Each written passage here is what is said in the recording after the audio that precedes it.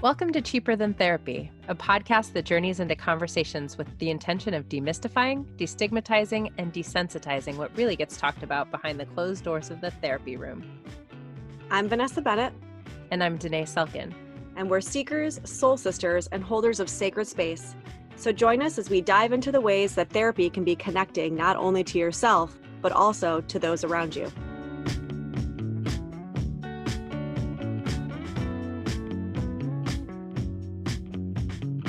Welcome back, you guys. What a cool conversation. What a great conversation this is. I mean, obviously I'm partial because, this is somebody who has been in my life for a long time and who I love very much and was so powerful and has been life-changing for me. But today you guys are going to actually get to hear from my first therapist ever, the person who really just altered the course of my existence, really. While we were having this conversation, I'm sitting here and I was almost watching myself as if I was watching outside of myself. And I was feeling this feeling of wanting to be approved of or looked at or loved or accepted by. And I said to Dené, it's so funny, those relationships go so deep.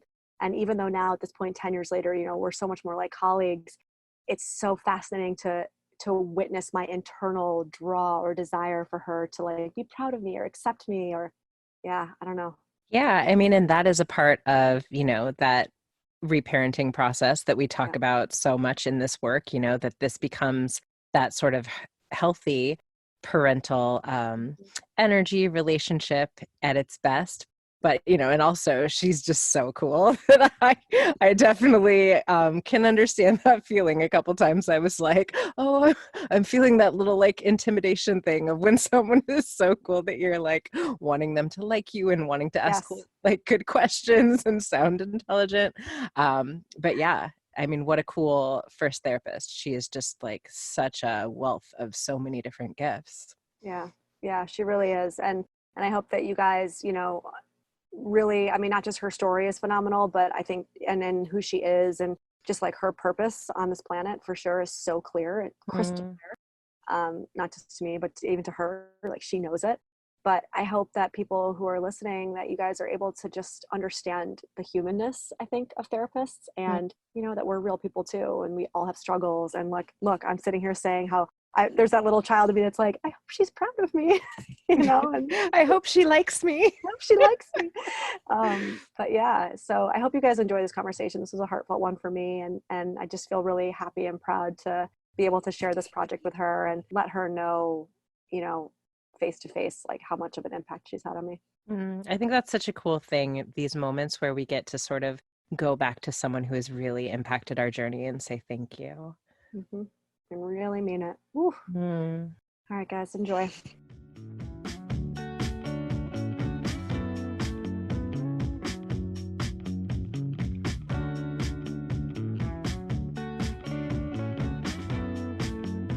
We are so excited about this guest today. This is someone that I have heard Vanessa talking about since the day we met. You've been talking about how big of an impact this person has had on your life and some of the ways that you sort of got into this path of therapy. And so we're so excited that Ashley Torrent, who's a psycho-spiritual counselor and intuitive medium, is joining us. And I'll let you, Vanessa, tell a little bit about your experience of knowing Ashley up to this point. Yeah.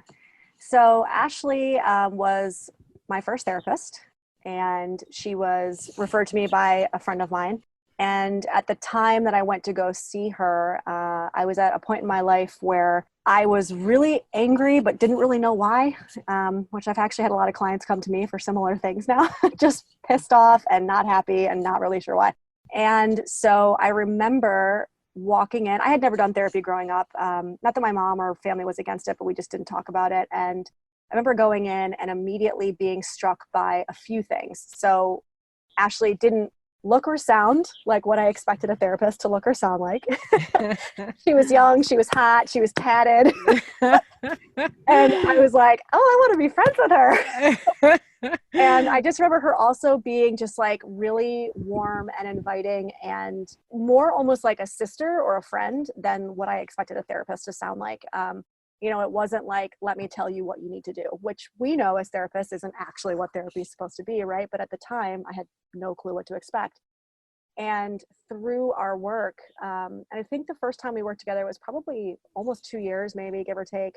I worked through so much family stuff and just old resentments and communication. I mean, all the things that you would usually think about, but it was so much more transformational than that. And I credit Ashley not only with kind of, I guess, changing the course of where I am now in my life, because through the work with her, I realized, you know, I wanted to do something similar, but I also kind of credit her with the course that my life took. And so I really appreciate you being on, Ashley. And like, I could go on and on, but I'll let you talk.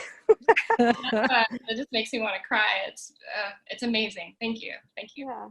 So, you know, it was funny because when I was talking to Dené about having you on, I was saying, I know a little snippet of your story just based on what you told me throughout our time working together. But obviously sitting in the therapist chair, you don't give too much, you know, you give little snippets, but it's not like you're telling me your life story. But I would love to hear from you a little bit about what got you onto your path and kind of how you came to be doing the work that you're doing.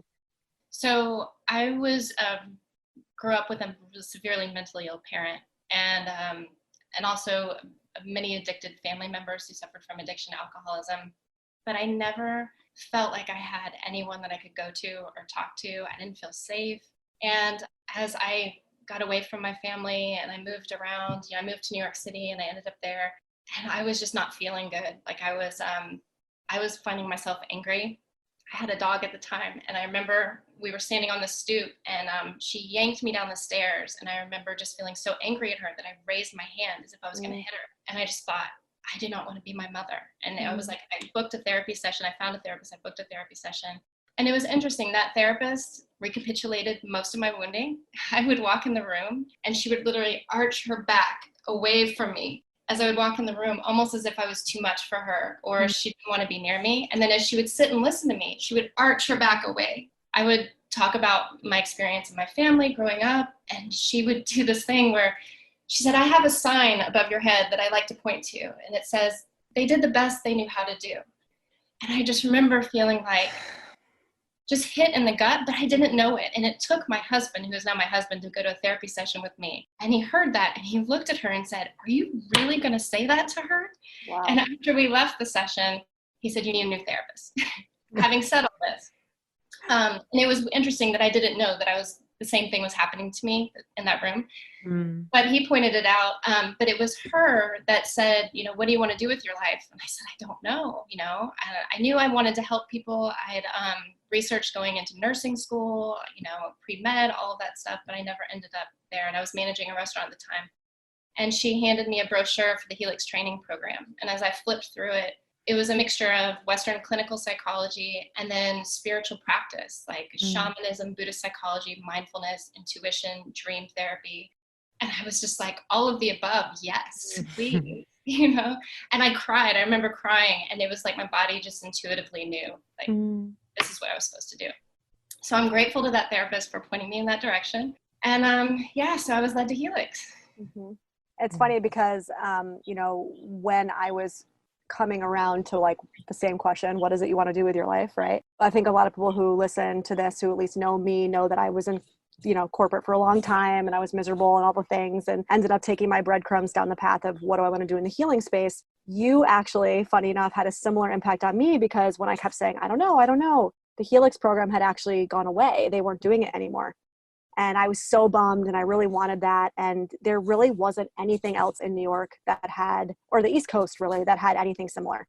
And so you actually came in one day and said, I think you should look at this school called Pacifica. It's really amazing. You should check it out. And I remember going online and looking at it and having a similar feeling. And cut to, I don't know how long it was, let's say 6 months to a year later, when I got out there to visit it, it's in Santa Barbara. When I stepped foot on the campus, I had a similar feeling. It was like I welled up with tears.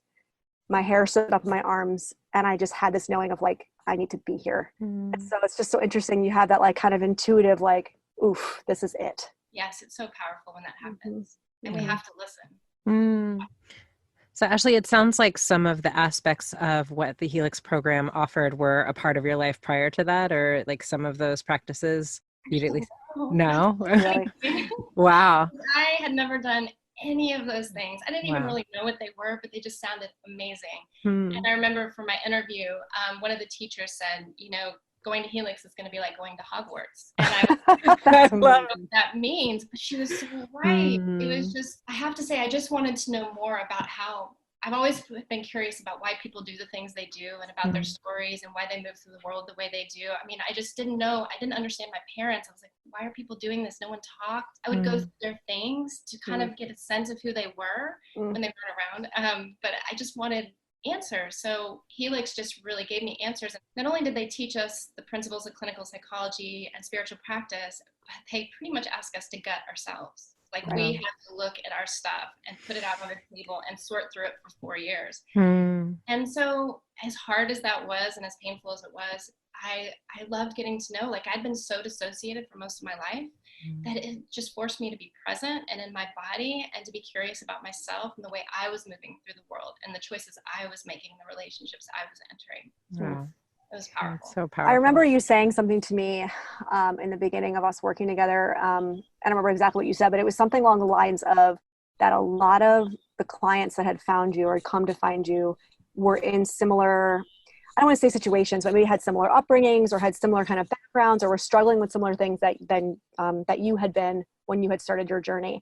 And I think it wasn't until I kind of switched and was in the therapy chair, we actually had a professor at Pacifica who made a comment similar to that, which is like, the clients you need find you.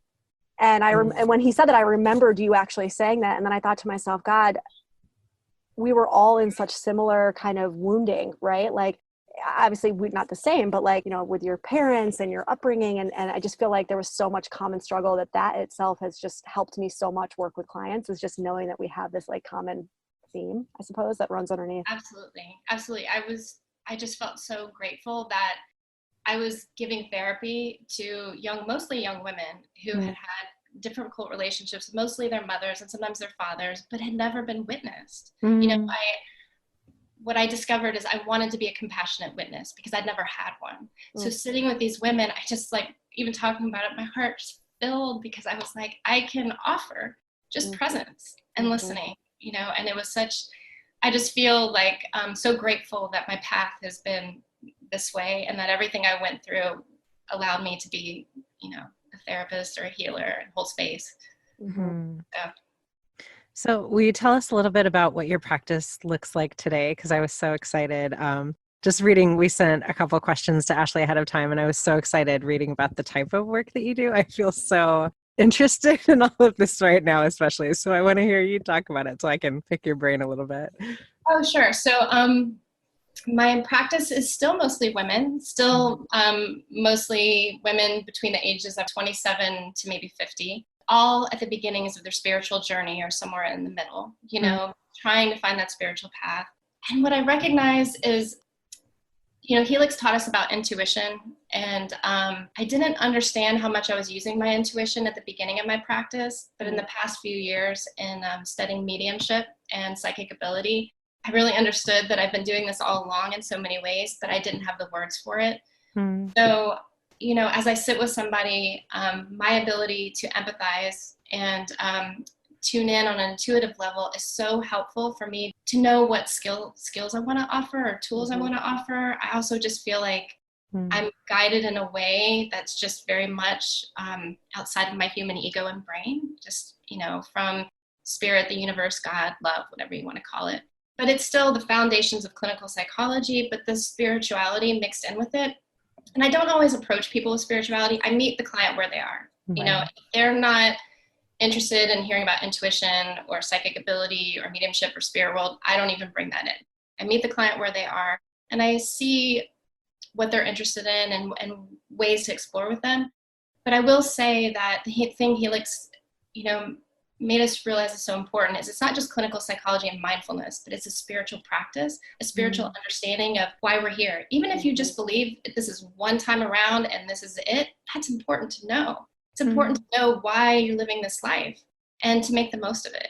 And if you have a spiritual practice, it helps the healing process. So it makes it go so much faster, I think, because you have something bigger than you holding it. Yeah. Does that answer your question? Absolutely. I couldn't agree more. And I feel like that is, you know, it feels a little bit similar to the path that we took at Pacifica. And yet I feel like I'm just recently being introduced to all of these new modalities. Like I had my first intuitive reading like 2 months ago. And Ashley, when I tell you, it was such a game changer for me. felt so deeply grounded in, I don't know, like being held in this path and like what I need to do and where I'm headed. And do you do that type of work with clients? If you feel like, do you feel that for them and sort of speak to it, or do you wait until they sort of ask you about doing that type of work for them? It depends on the client. Some people, they make it really clear that they're intuitive and they're in touch with their intuition. So I feel like I can reason and I can weave in intuitive guidance in with the session. So it's kind of like this dance I do, but the whole time I feel attuned to the client so that I'm just kind of checking in to see how that intuitive help lands. And then there's some that don't use it at all, and then there are some that have lost parents and I know they're interested. So sometimes I open up the space for the spirit world to come through, and their parents or loved ones from the other side have come through. And that's been amazing. I don't do it often. I try, most of the time I keep it separate. Like people can come to me for intuitive readings, and then, people come to me for counseling. And then there are those certain people that get a weaving of both. Oh, that's so cool. Yeah, I remember too, like when I first met you, I remember maybe it was on the thing that I signed. God, it's been so long. Guys, just so you know, we're talking 11 years now. I was 25 when I first went to Ashley, which is crazy. That you did energy work even at the time. So you offered like Reiki and a few things. And I remember in your, like when you first told me, you were like, I can offer this or I cannot, like, it's up to you, blah, blah, blah. And I remember at 25 being like, nope, nope, talk therapy is enough, Meanwhile, now I practice Reiki and I do all the things that you probably offered at the time. But at the time I was like, nope, let's just talk. So it's like, meet the client where they are, right, and not push anything or push our own agenda, because it's not about me. So. Yeah, I think it's, to Dené's point, so our program at Pacifica, very similar to yours at Helix, where it's this combination of Western and Eastern, right? And while it is mostly based in Western, I mean, the fact is it's a Jungian-based school. And so Jung was so steeped in Eastern tradition, and he was so steeped in spirituality that it's almost impossible to separate them. And I think what I have found is that as clients have come to me, even if they're very kind of left brain, you would never think that they want to talk about any of this stuff. They're not interested. I've worked with veterans. I've worked with people who you would just not even expect. They somehow end up on this path with me where we're doing what you're talking about, this weaving, and we're somehow talking about spirit, and we're somehow talking about intuition, and they eat it up in the sense of so many of us are aching for it, and we just don't have the words to know what we're aching for. And I think it's partly why I always found your work so fascinating, is because I didn't know that I needed this other side of the therapy work, I think, until I met you, until you gave me words for it, right? And I think that's what has been so powerful, at least for me, from the work that we've done, and I hope some of the work that I'm doing with my own clients too. I absolutely think so. And we're teachers as therapists, so we introduce, put a little in, see how it lands, and then maybe we don't introduce it for a while, but then even it was so interesting to me when I first started this work. Mindfulness was not the topic of the day. Nobody knew what mindfulness was. I mean, Helix was really ahead of the game. And I would sit with clients and I would say, okay, mindfulness. And they would be like, not sure, meditation, so even introducing mindfulness at the time is a spiritual practice, and that people didn't really know it was a spiritual practice. So you could weave it in, and then you weave in a little bit more. So it sounds like you're doing beautiful work too. I love it. It makes me so excited. Aww. And it does feel like such a dance, because I do, like, to your point, you do have this little bit of like noticing where the client is, feeling so strongly that, I'll feel sometimes like, ooh, I feel like an astrology reading would be so helpful just to bring some clarity to what we're having a conversation about. But I can feel a little bit that client's going to be like, ugh.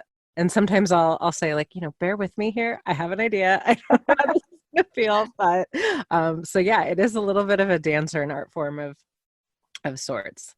I feel curious to know a little bit about like your energy in the room when you do have so many capabilities. So like, how do you sort of balance what is coming in? Like, how does that work? Do you have a way of sort of shutting off your ability to sense some of those things, like some of your intuitive abilities? Like, are those things that you have access to all the time, or is that something that's like coming up in the room and it can feel overwhelming?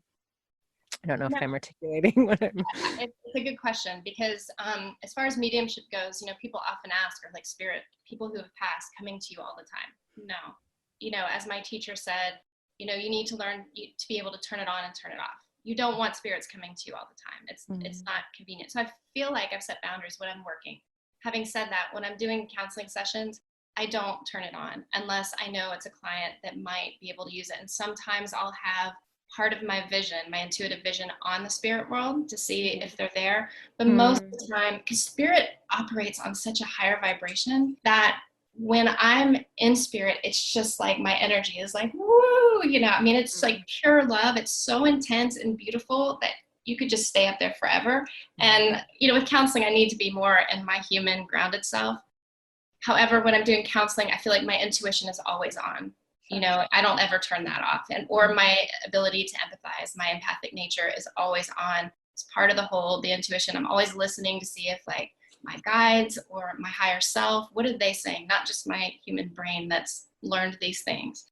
So I don't get overwhelmed. It does feel like a balancing act, but what I'm used to. It's kind of like checking in. But the spirit world, I kind of keep them at bay, or respectfully, they keep their distance unless I say, this is for someone, that needs it right now.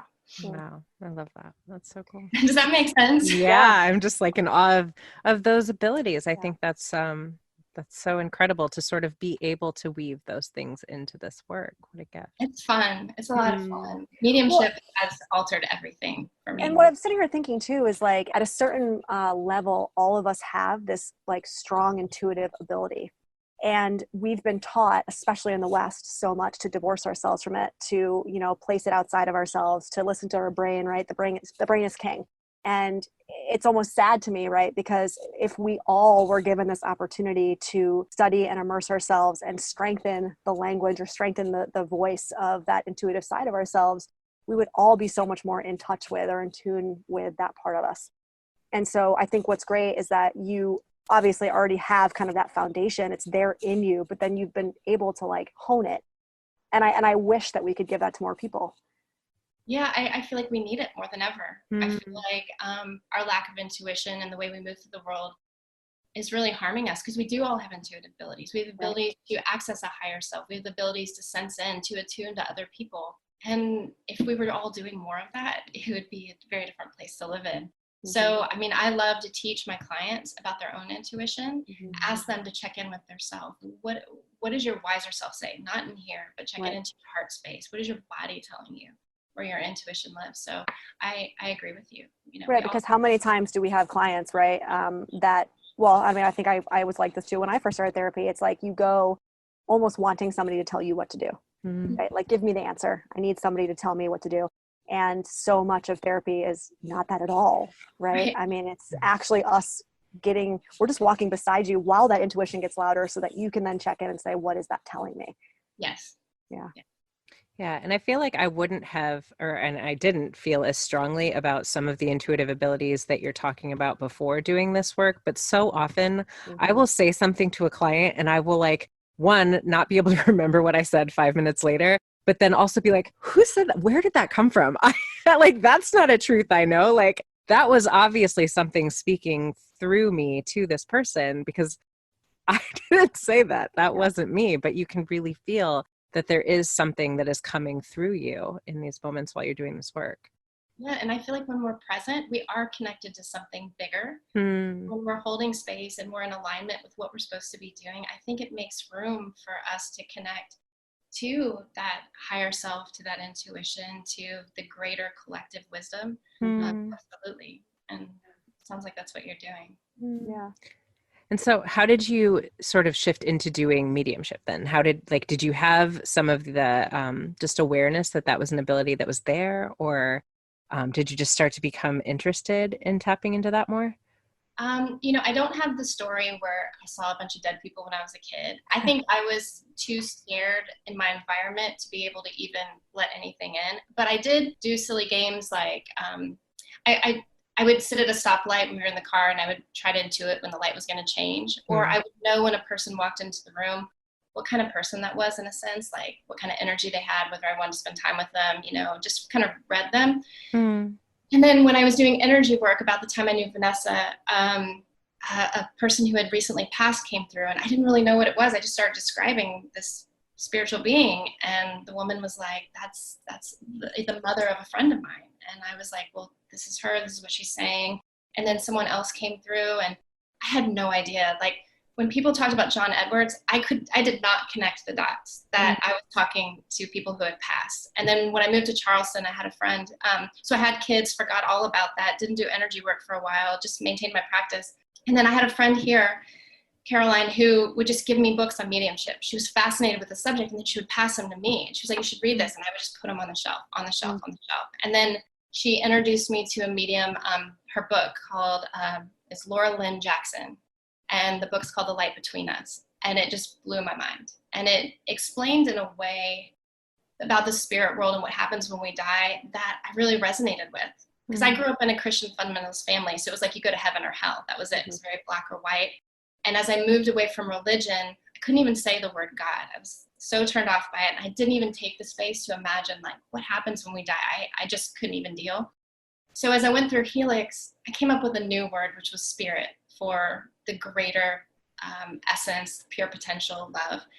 And then when I read The Light Between Us, it just all came together. Like, when we die, it is all light and love. And that our loved ones are like right here. And you can't see me, but it's as if I held a piece of paper in front of my face. Our loved ones are just on the other side. They're that close energetically around us. They just shed their human skin, and they just become energy. And it was incredible. So when after I read that book, I just started devouring everything I could on mediumship. I read every book. I did a mentorship. I took another training, and I've just been practicing nonstop for the past 2 years just to hone that skills. And because it's such a healing tool for people who have lost loved ones, that they can come to me or to any other medium, and then we can give them information about that person they love's life and things that spirit sees in their life now. And like special objects that they left behind, or messages. Mostly they give messages of love or things that the loved ones want to encourage the human about. And it's mind-blowing. Did I explain that well? That makes sense. Yes. So, yeah. I feel like it's such an incredible gift that you give people.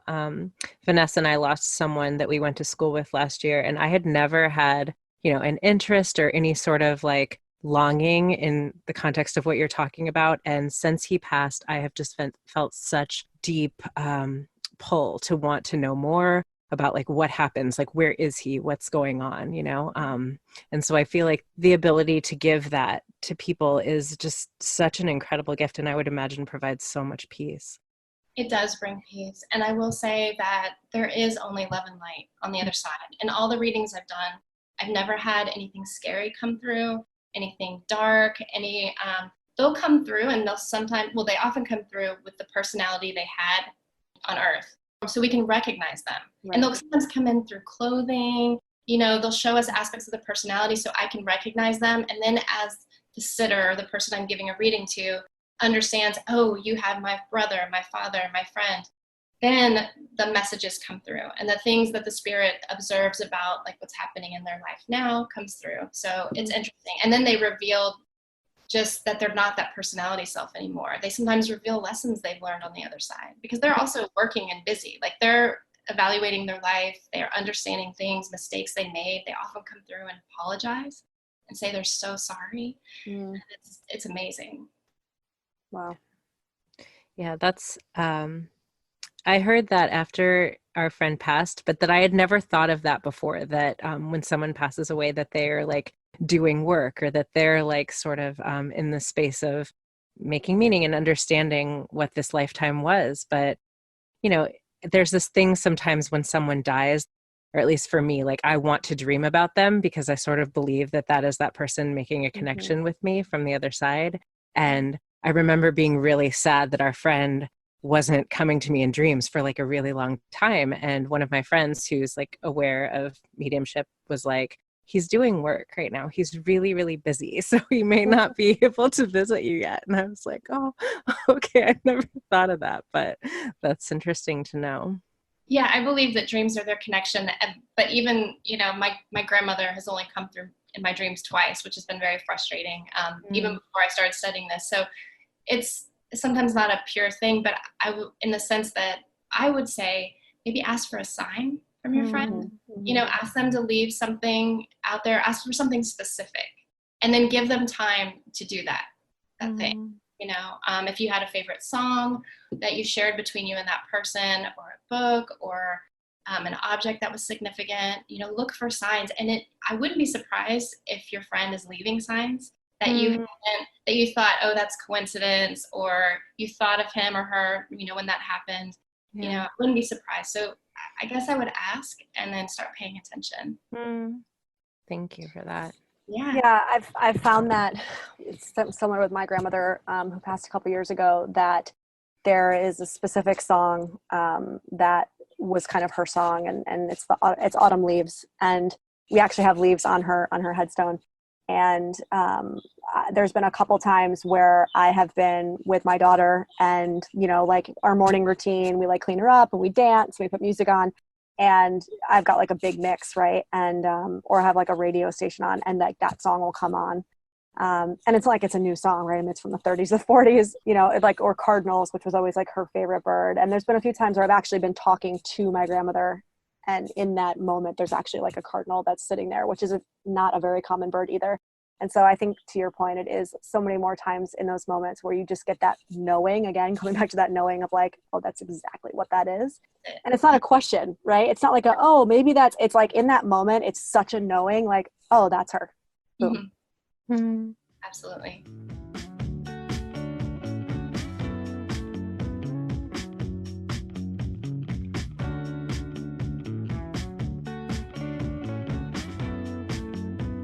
So Ashley, I feel like I want to shift gears a little bit since we have you, and I'm really curious to sort of hear your perspective on just this moment in time that we're in. And I know you said that you're a mom as well, and Vanessa and I are both mothers, and sort of, you know, all that we're navigating with trying to work and having kids at home, and just the state of the world and what that brings up for us as parents and humans. And I'm just wondering, like, what this has been like for you, or sort of the way that you're holding this moment.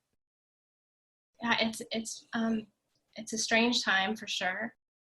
You know, my life didn't change so dramatically in the sense that I homeschool my kids. I do have help, like when I'm working, but that wasn't such a shift for them. But I think what I'm noticing is that I can't think about the bigger picture on a practical level, the practical bigger picture.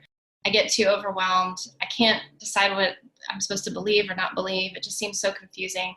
So it's really just made me like look at what's right in front of me. You know, what am I doing right now? It's made me really present, and to just take the step that's right here for today. That's all I control.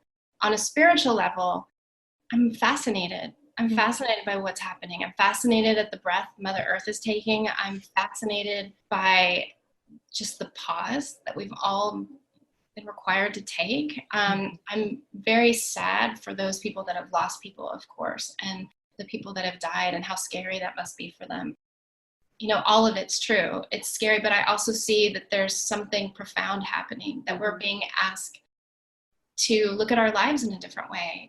I think the thing that worries me is that the group of people that they're not going to change, right? I think there's going to be a split. I believe there's going to be a split. There are going to be people that continue to do the same, and there are going to be people that were really affected by this on a deeper level. And I've noticed my clients, there's only a couple that are really talking about the pressure and fear of COVID-19 and how it's affected them, but most of them are talking about what was left unhealed before this, and how they're being forced to heal it, or how they want to heal it, or how they feel like they're running out of time to not heal it. Whether that's in their relationship or with themselves personally, addictions, things like that. So, I mean, my son, my kids have not slept like at a normal hour. They're going to sleep so late. So I think they feel it, like they're waiting for us to go to sleep. And then my son, my youngest, just said today, he's 7, he said, I'm really worried about one of us getting the virus. And he goes, what if you, Jake, and Dad get the virus, and I have to take care of y'all? What am I gonna do? And I was like, wow, he's been thinking about this for a couple of months, but not talking about it. So that's just kind of coming around as his, like, my children's internal process about that is rising to the surface. I have a few clients that have actually said that their kids have come to them or said little things like that have made them realize that they've been carrying this really heavy fear for a long time and haven't voiced it. And so, yeah, it's interesting to hear that your son's doing the same, because it's been a similar concern. Like, well, what if you get sick? Then what happens to me? And I think that part of it, I'm thinking of one client in particular. She actually kind of nixed YouTube and a few other things, because I think it's a little bit of clicking and clicking and clicking and watching videos and, like, quote unquote news. And I think it's definitely got her panicked. But yeah, I mean, kids, especially with kids, right? They're in themselves are so intuitive. And so, and like empathic, right? That they haven't had it kind of learned out of them yet, like we have, so many of us. Yeah.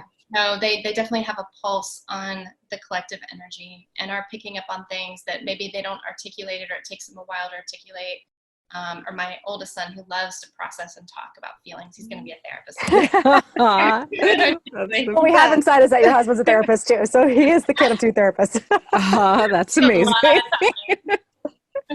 A lot of processing, but I do try to stay off the news. I don't put my head in the sand, but I also don't dive into it first thing in the morning or even middle of the day. And some days I don't even go into it just because it's too much. So, I kind of ask or suggest my clients to kind of titrate their nervous systems by, if they're going to go in maybe the middle of the day, don't go in too long, and then, end their day with something different, for sure.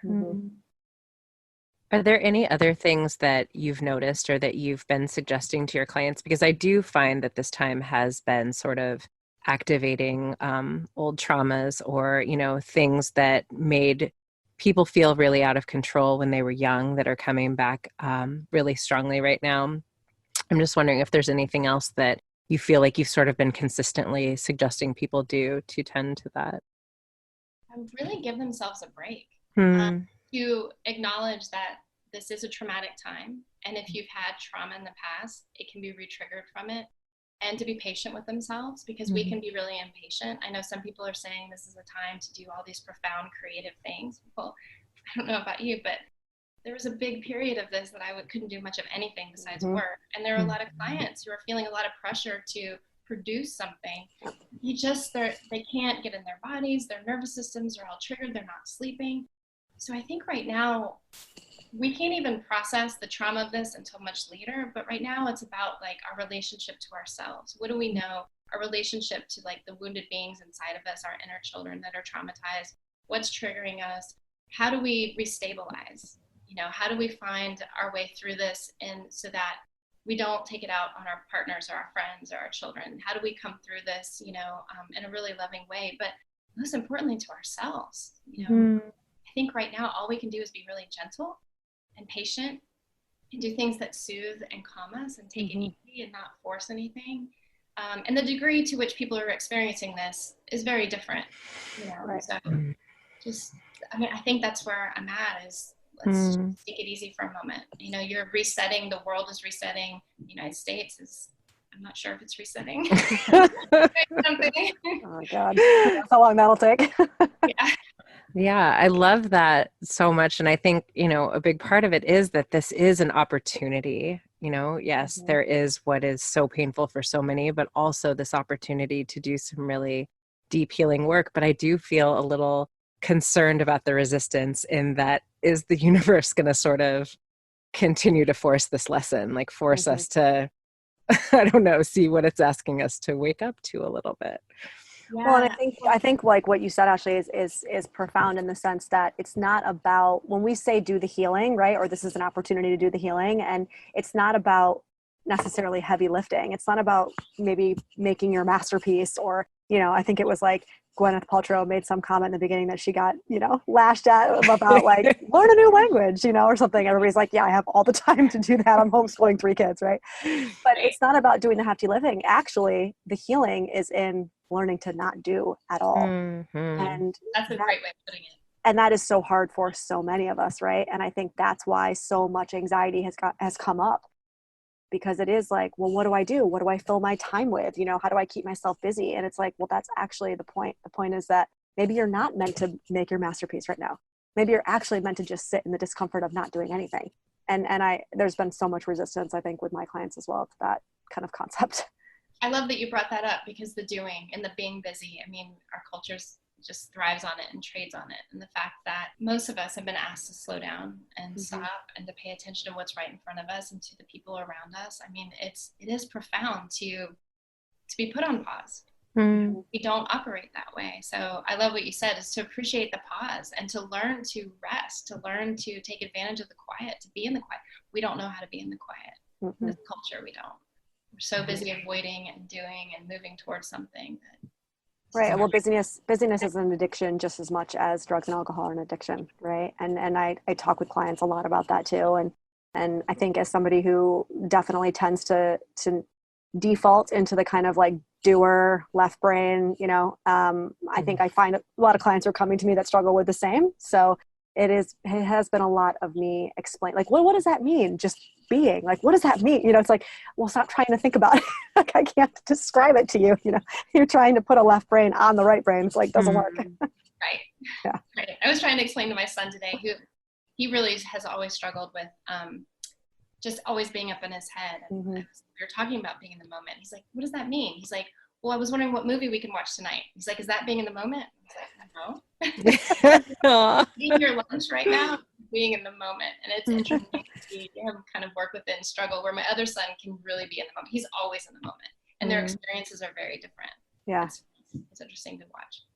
Wow. Well, and I also, obviously for those people who are listening, who are just getting to know you, your husband is also a therapist, and I get the question a lot because my partner is also a therapist. So we get constantly asked, like, what is that like, being two therapists? Like, do you guys just sit around and analyze each other all day? I can't imagine how many times you guys have gotten that, because we've gotten it so many times. But how, I guess, not to talk about Lair for those, I know his name, it's Lair. He was also my couples therapist. But how has that been for you guys as a couple, right? Like, navigating all of this, I guess, having these two boys, navigating everything that's going on, just being in the same house. I mean, we're all in the same house, but I'm always interested in what it's like for people who are in this work too. Yeah, I feel a little sheepish saying this, because being with Blair is really easy. Like, we're just best friends. And two people that came from worlds where they never felt seen or understood, and to find that person who just gets you, it's so powerful. So I'm sure our kids will grow up and be like, they're always talking all the time. We have coffee time. They're like, coffee time takes forever because you're I mean, I won't say we don't have our moments where we disagree or anything like that, but I will say I do feel really lucky that we're really mindful of the way we treat each other. We both feel really lucky to have each other. And then, being parents, it's, being mindful of, making bigger space for having the kids around 24/7. That's definitely a challenge. Like we were saying today, like, maybe once we had like just an hour to ourselves in the house. It's just 24/7 nonstop. And you feel the energy of that constant contact. So really, I'm trying to have a lot of compassion for my boys as they move through this. Charleston's opening up a little bit, so it's different. I don't know what it's like in other parts, but we have families that have, haven't been exposed to a lot of different people. So they've played with them, and, we've seen other people a little bit. We went to the beach this weekend, but being really mindful and careful of like who we expose ourselves to. But I guess going back to having, a husband as a therapist, I just feel glad. I feel lucky that I don't have to talk a different language, that he understands everything I say, and that together we can be united in how we approach our children, even in taking responsibility for when we totally screw it up, so, and teaching them to take responsibility. And I feel a big responsibility in raising two young men right now, and raising compassionate men who are aware of how lucky they are, and just to grow up and be respectful. Anyway, I feel very, it's a big responsibility. Yeah, Dené has a son, so. Yeah, and I thank you for speaking to that responsibility, because I feel like that is so much my internal struggle as a therapist. Raising a child and a son is like that. I feel like I can sometimes be hypercritical of, like, am I doing this right? Is this going to be something that impacts him so deeply later? Is he going to be that man that is struggling in the way that, my male clients are? How do I allow space for him to feel everything he's feeling and still like taking responsibility for his actions and his behavior. And I do think it's like a really tough thing. I mean, he's 3, so I'm a little bit newer in this, but it's really hard. One of my teachers from Helix and my supervisor said to me, you just have to be good enough as a parent. Just good enough. And I remember it just felt so freeing. And I really tried to bring my humanity into parenting, that I screw up, that I'm a human, that my feelings get over the top sometimes, and just communicate. But parenting it's not easy, it's not easy. And what I went through with my oldest son, we didn't find out till he was 8 that he had some severe food allergies and a mold toxicity. And I thought he had a personality disorder for the longest time. And then to go through that and to find compassion and to heal from that, that's a whole nother thing. But, just to be really aware of what's happening with your children and to give compassion for yourself, compassion for them, to give each other space, give the whole family space. So, on the journey, it's not easy. Well, I think that's what's always comes down to love, right? What would love do? I try to put that in my head. Am I acting through fear or am I acting through love? And in my better moments, love is where I'm at.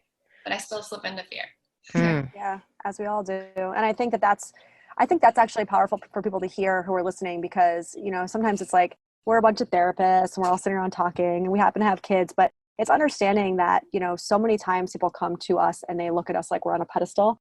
And, I say to people all the time, like, I don't have my shit together. Don't come to me thinking I have my shit together, because I sure as hell do not, And I think it's good for people to hear and understand that we're all struggling the same as they are, therapists or not. Just because we have the skills and the tools and the training doesn't mean that we're better off. There's a language to it, sure, but it doesn't mean that our struggle is any less.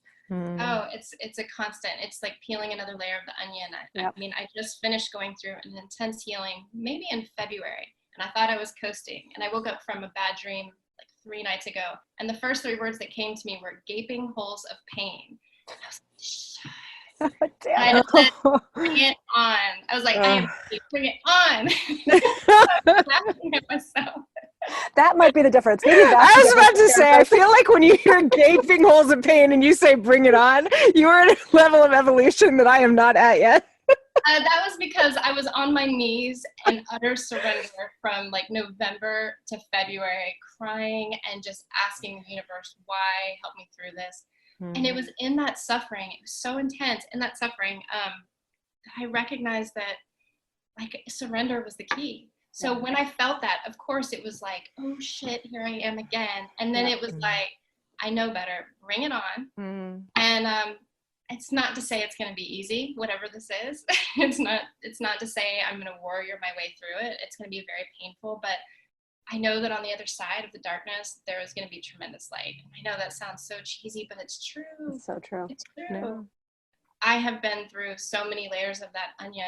And at one point, I thought about suicide, and I remember the moment I decided to live and to put both feet in this world and to accept this human challenge as it is. And it was an intense decision, to just give up on the idea that I could give up, or that I wanted to give up maybe. And I say that with so much compassion to people who have killed themselves or who struggle. It's not easy, but I share that because I'm not sitting here on my high horse. I've been through the dark night of the soul. I'm sure I'll go through another layer of it. And I'm trying at this point to say, bring it on.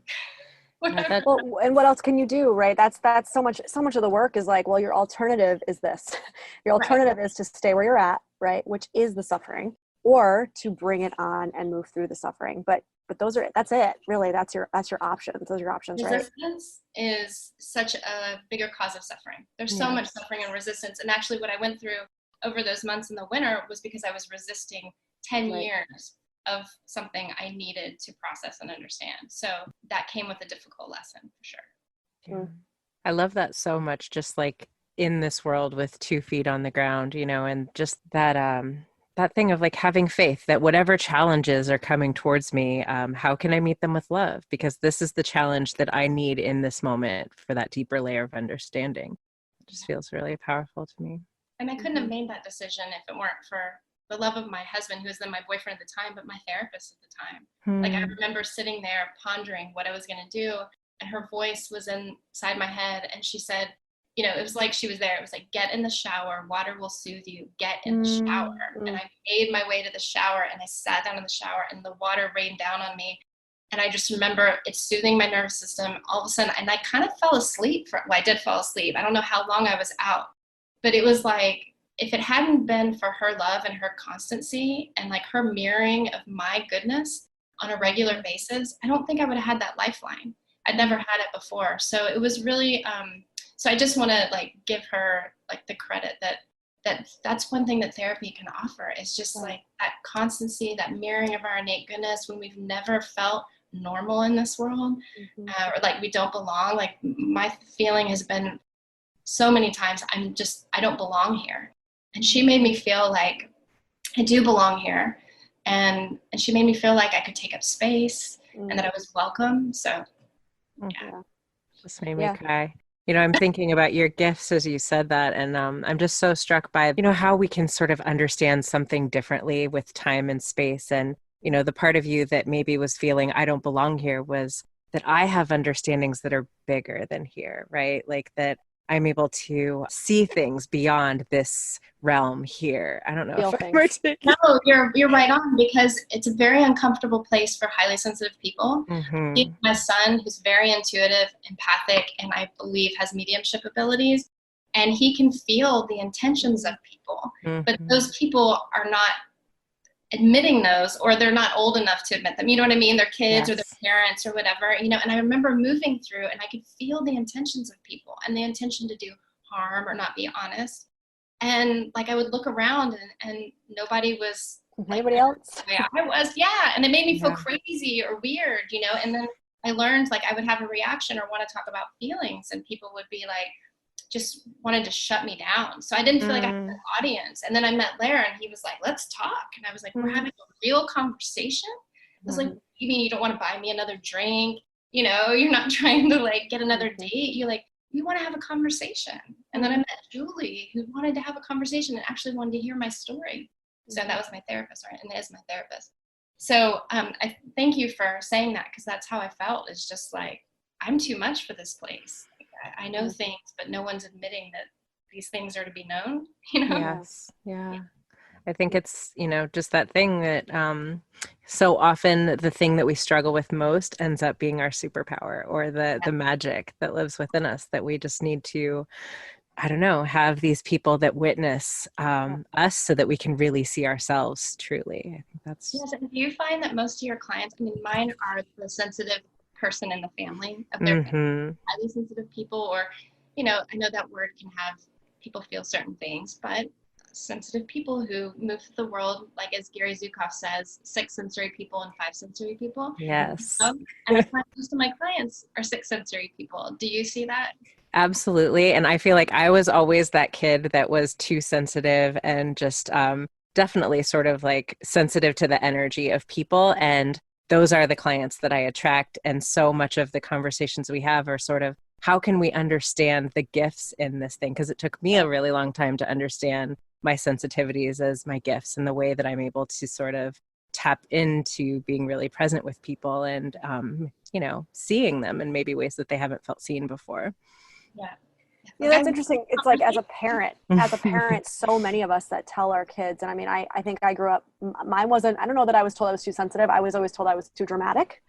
That was the word that I got a lot, right? Which is still this idea of being too much. And so it's so interesting to think about the language that we use when we're raising children. And how that sticks with them, and that label becomes something that they have to live underneath for the rest of their lives, right? Until they're able to kind of maybe do this kind of work. But I've done this work for 10 years and I still live with I'm too much. Absolutely.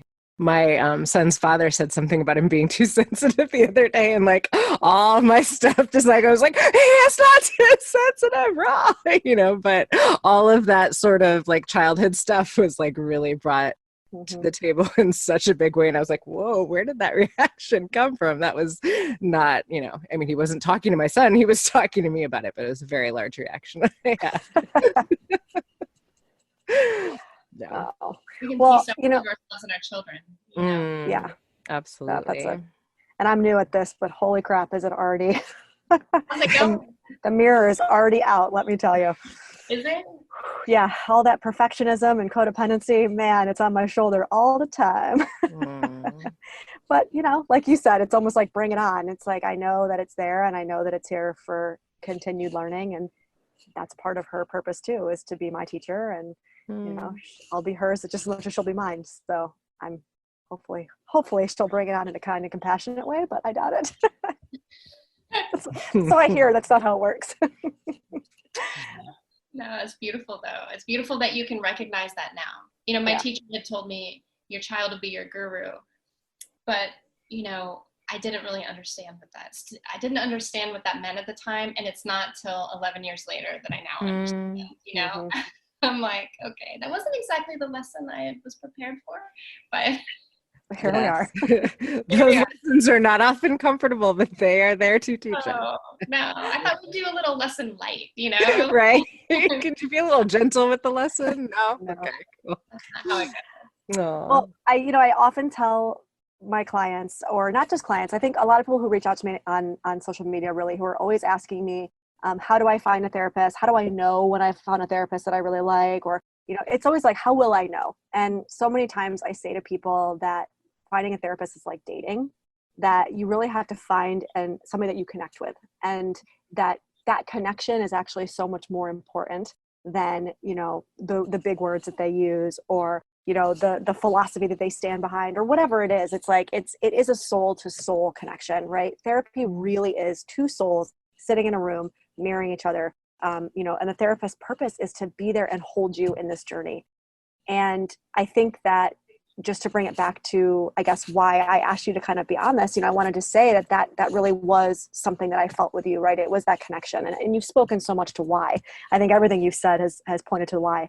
But for the people who are listening, I want them to understand that when you are ready, or if you are in that process of finding somebody, sitting down across from somebody and feeling like they really hear you and see you, they don't have to have been through the exact same thing that you've been through at all, which a lot of people think that that's what it's about, right? Like, oh, you haven't gone through this, so you can't understand me.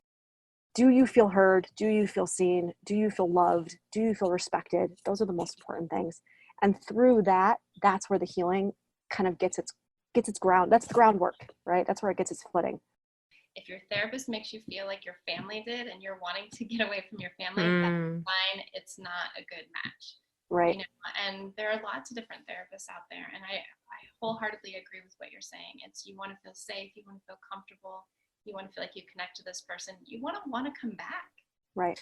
I remember I used to dread going to my first therapist, and I didn't know why, but I would run to Julie's on most days, unless I was having a really bad day, because I knew that there was this space for me that I'd never had before. So yes, make sure that you feel all of those things. Don't force it.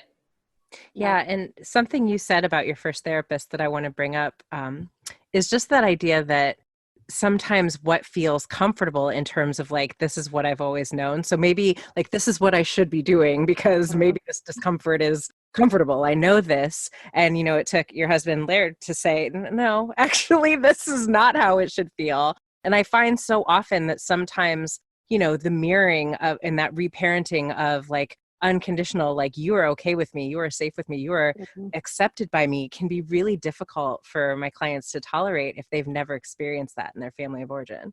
Yes. Yeah. I had a classmate who said that she would prefer her therapist to be like a robot. She didn't want to know her therapist had any human qualities. So I also leave room for that. Now, I'm always curious. I'm not in touch with her. I'm always curious if she's changed that idea, because I feel like a therapist's humanity is so important for us to feel more human. Agreed. But my friend at the time, was not embodied. There were things going on. So I'm always curious. I wish I could go back and ask her if she changed her mind about that.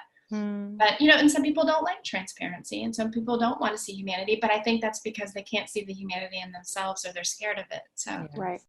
Yeah. And usually we can tolerate in others what we can tolerate ourselves, right? Right. Or the lack thereof, I guess. Well, Ashley, I'm so grateful that we got to have you on. We have to ask the questions real quick. You have to ask the questions. Bye. We have 3 questions that we ask everybody.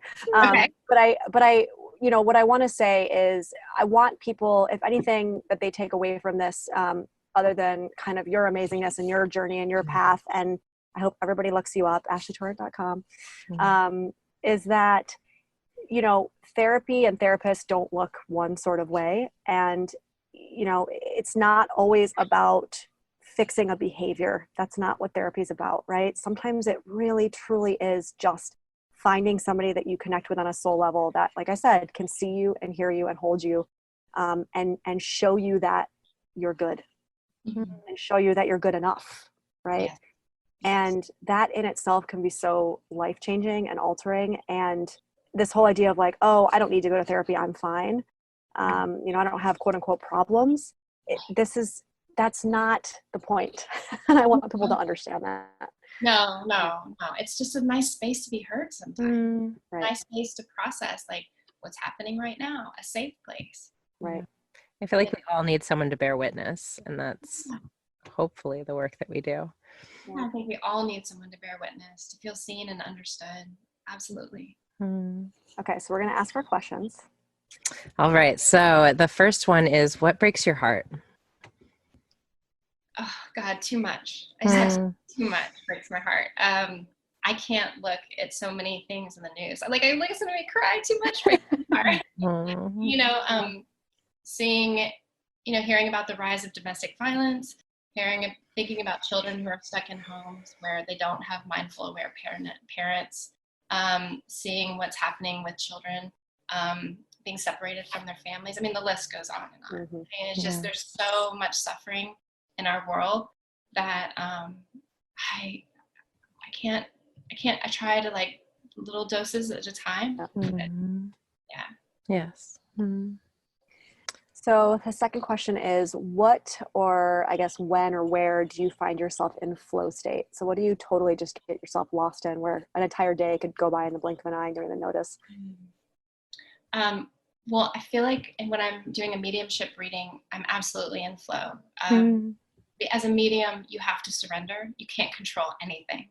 And I was not very good at that at first because I can't predict who's going to come through, what's going to happen, what they're going to say. So I have to just open up my energy and trust that there is a loved one on the other side. And inevitably, there always is someone.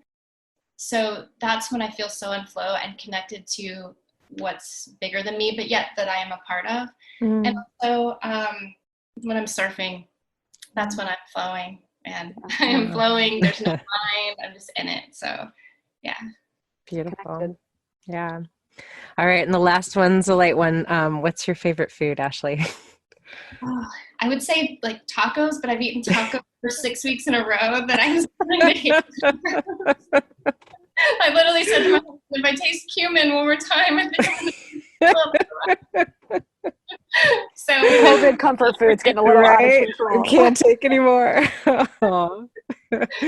Amazing. Yeah. Well, yeah, I'm so grateful to get the opportunity to meet you, Ashley. Thank you for what you inspired in my friend Vanessa. Thank you for the work that you do in the world. It's just such an honor to meet you and just really inspiring to meet you. So thank you. Thank you for allowing me to be a part of this. I really loved the conversation. I wish I had more people to have conversations like this. It was felt really special. And I just have to say, Vanessa, my heart is so filled with love and just joy for you and your journey and where you are. It brings me to tears. Like I feel like saying you're proud of someone, you know, when we're that age, it just feels kind of patronizing or condescending, but I haven't found the right words to say. So in awe and impressed and happy at your journey and where you are. So I just wish you the best, both of you, for this. It's been great. Oh, thank you guys. Therapists, we love our clients too. You do. Oh, you have to love them. Yes. Oh yeah. You do. You love them. They are like kind of like children in a sense. Absolutely. Off into the world, or they deciding they want to leave whenever they're ready. So yeah, we do love them. I absolutely love my clients. Yeah. Well, I'm grateful for you. Thank you. Thank you. Do well. Thanks for joining us for this episode of Cheaper Than Therapy. If you enjoyed today's episode, be sure to subscribe on Apple Podcasts, Spotify, or wherever you listen to your podcasts. And if you want to connect with us, you can find us on Instagram at Vanessa S. Bennett and at Dené Logan Selkin.